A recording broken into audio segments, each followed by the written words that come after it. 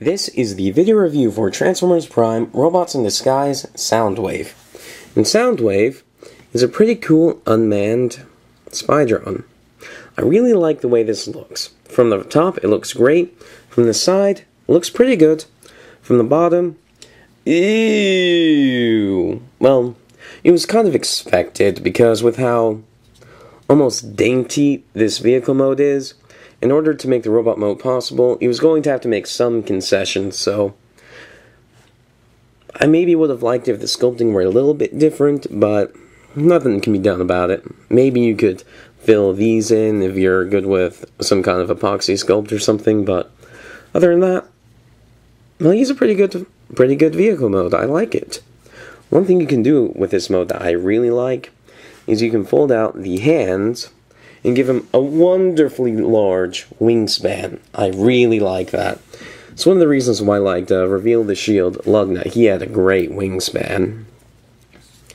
And one thing that's strange about this vehicle mode is if you flip out, you can flip out this little landing gear right here, but it doesn't have any rear landing gear, or at least it's not obvious. What I think the rear landing gear is supposed to be is if you fold down Laserbeak's wings, I think you're supposed to use those as skids. If you do that, the plane is very level, and I think that's what you're supposed to do.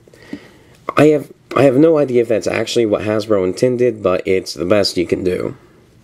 Now, Laserbeak himself can pop off, and I'm not impressed with Laserbeak. I think he looks like a big winged bit of nothing. He kind of has a beak, but it's so... Focus.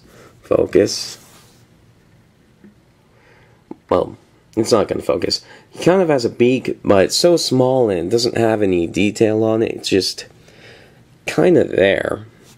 He doesn't have any personality. I guess that's my problem with him. I mean, he's kind of just a little add-on extra that you don't ever have to play with, so I'm glad he's included. I'm glad you can take him off. I just wish he were a little bit more. You can peg him onto the top, and yeah.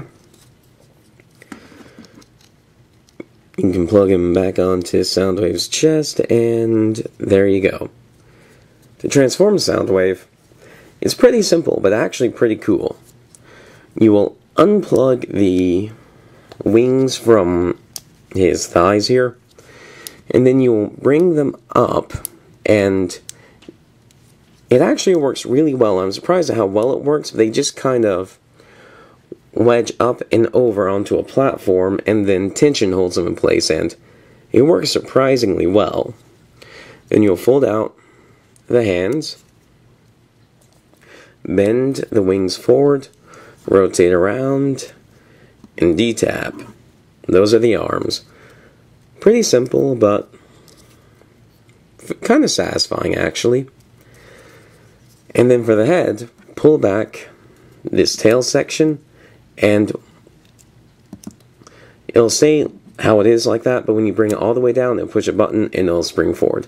Then flip this rocket around and push it back into his back. All the way you have left to deal with now are the legs.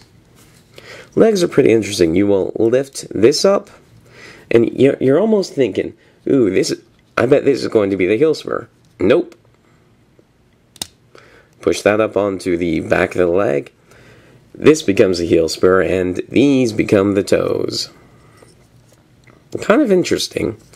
Then you will split the legs, hinge them inward, give him a bit of a wider stance, and this is Soundwave in robot mode. He looks very nice. He's a little bit strange, like the way his arms are jointed and the way they look are strange. How low his head looks is strange, and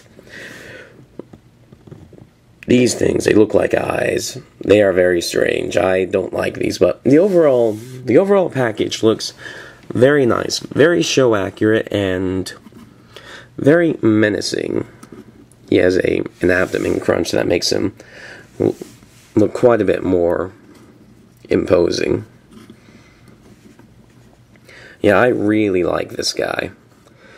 It took a while for me to warm up to him, partially because his legs His legs take a bit of getting used to because they have quite a bit of kibble hanging off of him, but he's a pretty cool figure. Now for articulation, the head turns kind of like this. In order to get a better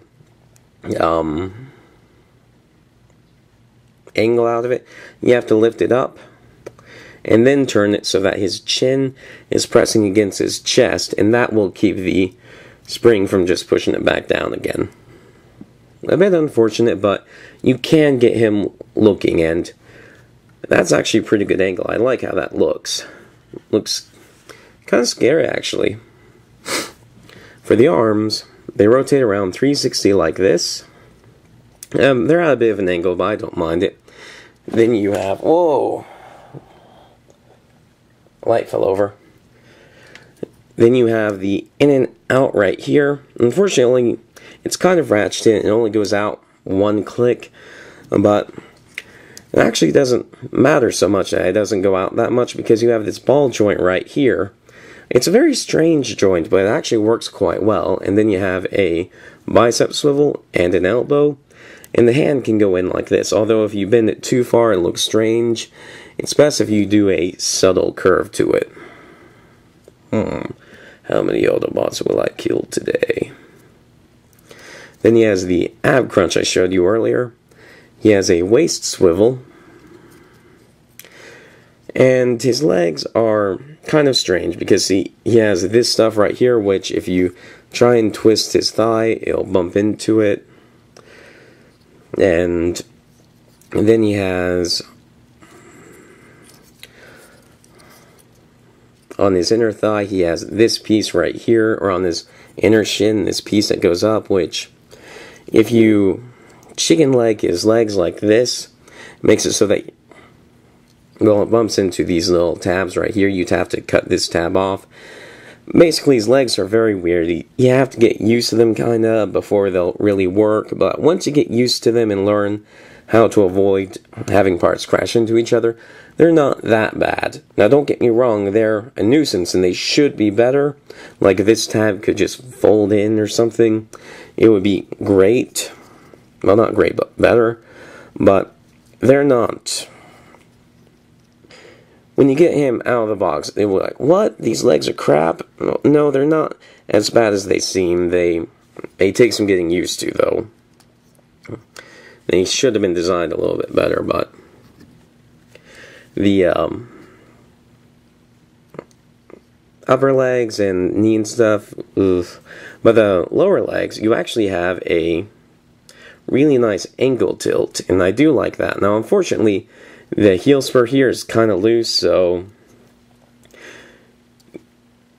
you do have to watch out for that, or else he'll fall back. You could tighten that up, maybe tighten the screw or something, but now, you can take Laserbeak off, but if you do that, it makes his chest look very ugly. But one thing I do like about Laserbeak is how well he's integrated into Soundwave's chest, because you see these grooves here? Those are really nice because they are designed perfectly for Laserbeak's wings. And Laserbeak in this mode can mount on Soundwave's hand. Pretty cool. Yeah, this is Soundwave. Do I recommend him? Yes I do. He's kind of simplistic. He takes some getting used to, especially with the legs, but he's a pretty cool figure. I do like him. Thank you for watching.